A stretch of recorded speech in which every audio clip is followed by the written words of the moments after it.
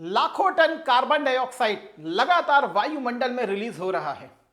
वो क्षेत्र जो रेगिस्तान के रूप में देखने के लिए मिलते हैं, वहां बाढ़ की विभीषिका आ रही है। और जिन क्षेत्रों में हम सूखे की परिकल्पना करते भी नहीं थे, आज वहां पर भयानक अग्निकांड भी होता हुआ दिखाई दे रहा है। ग्लेशियर लगातार पिघलते चले जा रहे हैं, समुद्र का स्तर बढ़ता चला जा रहा है। लगातार हम साल दर साल सम्मेलन पे सम्मेलन कर रहे हैं, कभी शर्म अल शेख में तो कभी ब्राजील के बेलम में। नतीजा और परिणाम सिर्फ और सिर्फ एक ही कि जलवायु परिवर्तन की गतिविधि बढ़ रही है और इसका अल्टीमेट सॉल्यूशन है कि पूरे विश्व को ग्रीन एनर्जी की तरफ ट्रांसफॉर्म करना ही होगा। इसी संबंध में हमारे आदरणीय प्रधानमंत्री जी के द्वारा पंचामृत का टारगेट दिया गया और जिसको सही में साबित करता हुआ आज हमारा उत्तर प्रदेश वास्तव में उस ग्रीन एनर्जी की तरफ आगे बढ़ चुका है। सभी वस्तुओं की आपके साथ चर्चा करेंगे। आखिर क्या है यामानाशी मॉडल और उत्तर प्रदेश किस ग्रीन एनर्जी के तरफ आगे की तरफ बढ़ चुका है। मेरा नाम है सुमित अरोड़ा और आप सभी का बहुत बहुत स्वागत है यूपीपीएससी स्टडी आईक्यू पर। क्या है यामानाशी मॉडल? यह यामानाशी मॉडल जो ग्रीन एनर्जी का सबसे बड़ा आधार स्तंभ है, क्या है यामानाशी, सबकी चर्चा करते हैं। आखिर क्या है article? Green hydrogen semiconductor sector में निवेश करेंगी जापानी कंपनियां। इसी प्रकार एक और आर्टिकल है, जापान की मदद से बुंदेलखंड बनेगा हरित ऊर्जा का केंद्र। एक्चुअल में दोस्तों, हमारे इन्वेस्ट यूपी के सीईओ सर जो हैं, इस समय जापान की यात्रा पर गए हुए हैं। उत्तर प्रदेश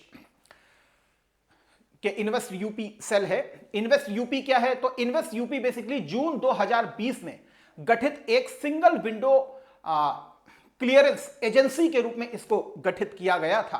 अर्थात ये उद्योगों को फैसिलिटेट करने वाली एक संस्था है, सिंगल विंडो के रूप में काम करती है। पहले इसी का नाम उद्योग बंधु हुआ करता था, जिसे 2020 में नाम बदल के इन्वेस्ट यूपी रखा गया था।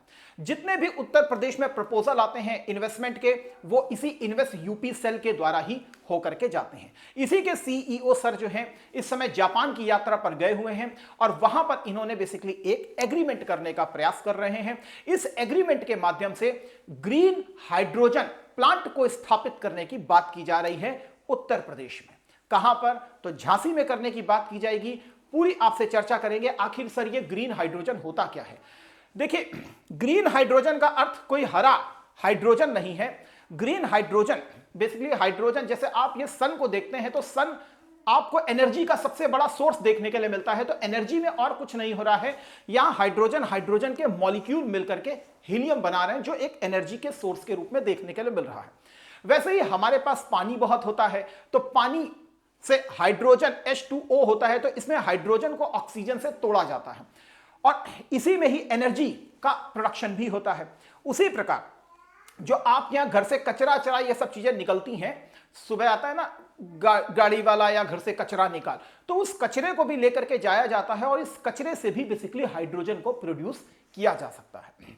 अब आप कहेंगे उससे कैसे किया जाता है? तो एक प्रोसेस होती है जिसमें पायरोलिसिस की भी प्रोसेस होती है, जिसमें कचरे को बहुत इंटेंस टेम्परेचर पर गर्म किया जाता है और उसके थ्रू बेसिकली एक बायो ऑयल निकलता है, एक बायोचार निकलता है और एक गैस निकलती है, वो हाइड्रोजन के रूप में होती है और उसको फिर सिलेंडर में भर करके सप्लाई के रूप में यूज किया जाता है।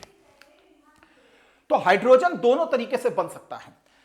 अब जैसे यहां पर आपको दिख रहा होगा, ये ग्रे हाइड्रोजन है। ग्रे हाइड्रोजन का अर्थ है कि भाई जो हाइड्रोजन बन रही है उसके लिए नेचुरल गैस का उपयोग किया जा रहा है। अब इस नेचुरल गैस के उपयोग से वातावरण में आपको कार्बन डाइऑक्साइड रिलीज करते हुए दिखाई दे रही है, इसलिए ग्रीन नहीं है। इसी प्रकार यहां पर ब्लू हाइड्रोजन आपको देखने के लिए मिल रहा है। यहां पर अगर हमने नेचुरल गैस को यूज किया तो इसमें कार्बन डाइऑक्साइड रिलीज होती है, लेकिन उसे हम वाटर के अंदर स्थापित करने का प्रयास करते हैं। तो यहां पर भी कार्बन डाइऑक्साइड का रिलीज होता ही होता है। लेकिन ग्रीन हाइड्रोजन जो होती है, यहां पर ग्रीन इलेक्ट्रिसिटी प्रोड्यूस होती है। अर्थात यहां पर जितने भी इलेक्ट्रिक के साधन यूज किए जाते हैं वो बेसिकली ग्रीन प्रकृति के ही होते हैं। अर्थात उसमें कहीं पर भी आपको कार्बन डाइऑक्साइड निकलते हुए नहीं दिखाई देती है। और जब कार्बन डाइऑक्साइड नहीं निकलेगी तो बट ऑब्वियस है कि वो फिर ग्रीन इलेक्ट्रिसिटी के रूप में आपको देखने के लिए मिलती है। तो यहां पर ऐसा नहीं है कि ग्रीन कुछ होगा, ऐसा कुछ नहीं है, बस केवल यही है कि इलेक्ट्रिसिटी को प्रोड्यूस करने के लिए ग्रीन संसाधनों का उपयोग किया जाएगा। इस हाइड्रोजन को प्रोड्यूस करने के लिए सिर्फ और सिर्फ ग्रीन संसाधनों का प्रयोग किया जाएगा, अर्थात कोयले को यूज नहीं करेंगे, सोलर लाइट का यूज करेंगे, सोलर लाइट का यूज करेंगे। इस प्रकार से इसको बनाया जाएगा।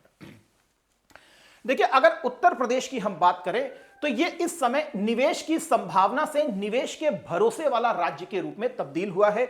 एक आंकड़ा मैं अगर आपको बताऊं तो 2019 से लेकर के अभी तक देखें तो उत्तर प्रदेश में लगभग 22,000 करोड़ से ज्यादा का इन्वेस्टमेंट हुआ है। 2025-26 जनवरी से लेकर के सितंबर तक की बात करें तो लगभग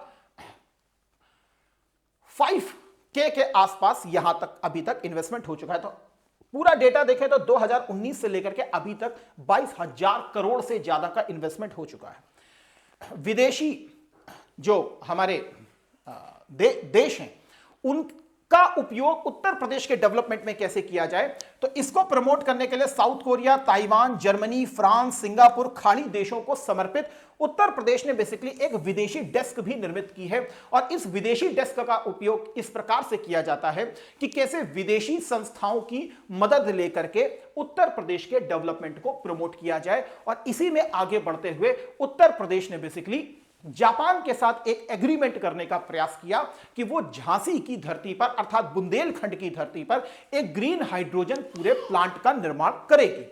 ये ग्रीन हाइड्रोजन प्लांट जो आप देख रहे हैं, इसके लिए सहयोग जो लिया जा रहा है वो आईआईटी बीएचयू, आईआईटी कानपुर और यामानाशी गवर्नमेंट का लिया जा रहा है। ये यामानाशी गवर्नमेंट क्या है, जैसे आपके यहाँ छोटे छोटे राज्य होते हैं, जैसे उत्तर प्रदेश राज्य है, मध्य प्रदेश राज्य है, गुजरात राज्य है, वैसे ही जापान में भी आपको छोटे छोटे राज्य देखने के लिए मिलते हैं। ऐसे ही एक राज्य है जिसका नाम है यामानाशी गवर्नमेंट, यामानाशी प्रीफेक्चर। ये यामानाशी राज्य है, जैसे आपका उत्तर प्रदेश राज्य है, तो इस यामानाशी का अंतरराष्ट्रीय स्तर पर बहुत बड़ा नाम है, खासकर ग्रीन हाइड्रोजन के प्रोडक्शन को लेकर के। इसीलिए इसी गवर्नमेंट के साथ इन्होंने एक एग्रीमेंट किया है। तो ये कैसा एग्रीमेंट है अभी हम देखने का प्रयास करेंगे आपको। इसके थ्रू ये लोग झांसी में बेसिकली एक ग्रीन हाइड्रोजन का पूरा प्लांट लगाएंगे, सेंटर बनाएंगे और यहां से ग्रीन हाइड्रोजन को प्रोड्यूस किया जाएगा। इस ग्रीन हाइड्रोजन का जो उपयोग है वो इंडस्ट्री में भी किया जाएगा, वो परिवहन में भी किया जाएगा, वो ऊर्जा में भी किया जाएगा। तीनों सेक्टर में, इलेक्ट्रिसिटी में भी इसका प्रयोग किया जा सकता है। और इसको लेकर के एक प्रॉपर एक सेंटर ऑफ एक्सीलेंस बनाया जाएगा। ये सेंटर ऑफ एक्सीलेंस क्या होता है, ग्रीन हाइड्रोजन के संदर्भ में कौन से नए नए टेक्नोलॉजिकल इनोवेशंस हो रहे हैं, रिसर्च हो रही है, वो बेसिकली इसी एक्सीलेंस सेंटर में की जाती है।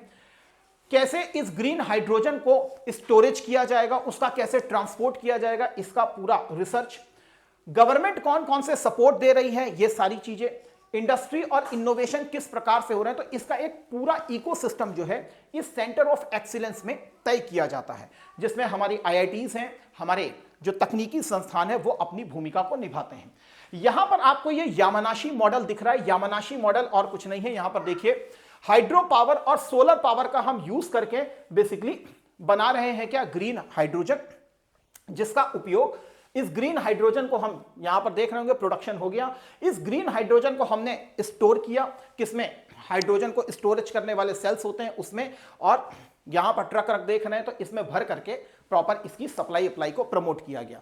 तो यहां पर आपको दिख रहा है कि ये जो कार्बन डाइऑक्साइड फ्री मॉडल बना है, कौन सा, यामानाशी का।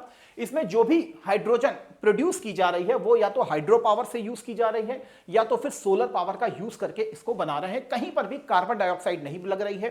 तो ये एक नवीकरणीय ऊर्जा के संसाधन के रूप में देखने के लिए मिलेगा।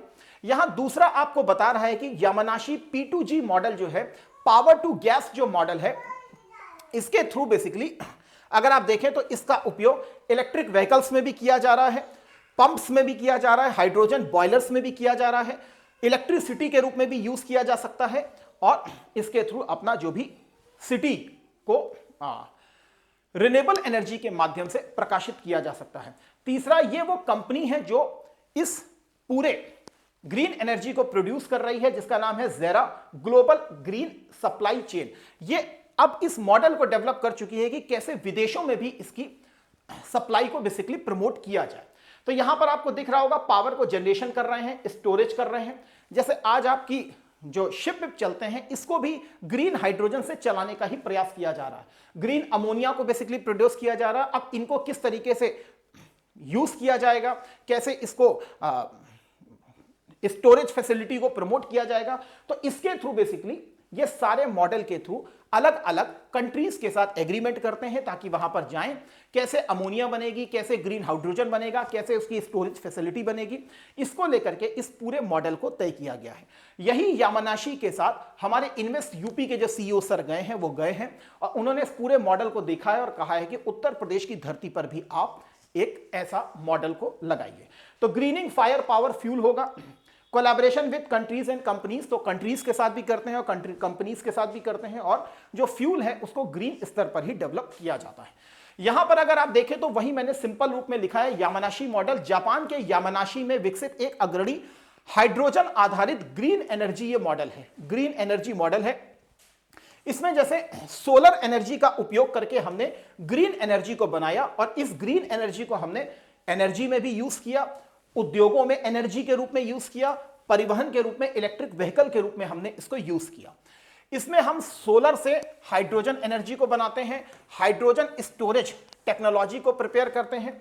देखिए सबसे बड़ी चीज क्या होती है कि हाइड्रोजन को स्टोर करने में कॉस्ट बहुत आती है, लेकिन यामानाशी मॉडल में स्टोरेज जो फैसिलिटी बनाई गई है वो सबसे कम दामों में बनाई गई है, इसीलिए इनकी स्टोरेज टेक्नोलॉजी बहुत इंपॉर्टेंट होती है।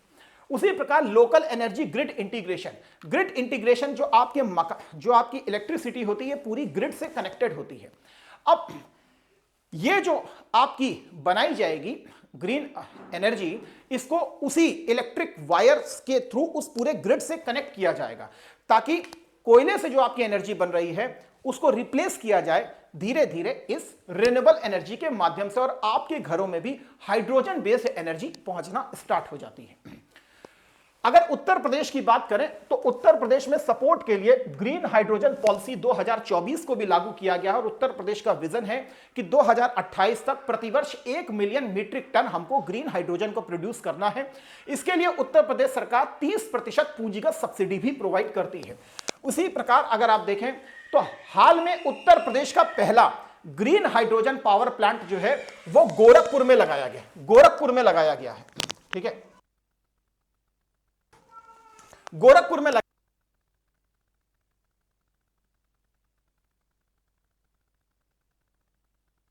टॉरेंट, माफी चाहेंगे थोड़ा सा बीच में बंद हो गया था। उत्तर प्रदेश की अगर बात करें, उत्तर तो उत्तर प्रदेश में भी पहला ग्रीन हाइड्रोजन पावर प्लांट लगाया गया है, खासकर गोरखपुर में। इसे टॉरेंट गैस ने लगाया है। इसमें 2% ग्रीन हाइड्रोजन को मैंडेटरी किया जा रहा है कि वो सीएनजी और पीएनजी में मिलाई जाए। अब इसके थ्रू आपके घरों में भी सीएनजी और पीएनजी के माध्यम से 2% एटलीस्ट ग्रीन हाइड्रोजन पहुंचेगी। सीएनजी स्टेशंस में भी इसको सप्लाई किया जा रहा है, इसके थ्रू बेसिकली वाहनों में भी ग्रीन हाइड्रोजन पहुंचेगी, और इंडस्ट्री जो उद्योग है उसकी भी ऊर्जा आपूर्ति के लिए ग्रीन हाइड्रोजन को बेसिकली प्रमोट किया जा रहा है। इसके थ्रू लगभग 500 टन प्रतिवर्ष आपके कार्बन डाइऑक्साइड की कमी होगी।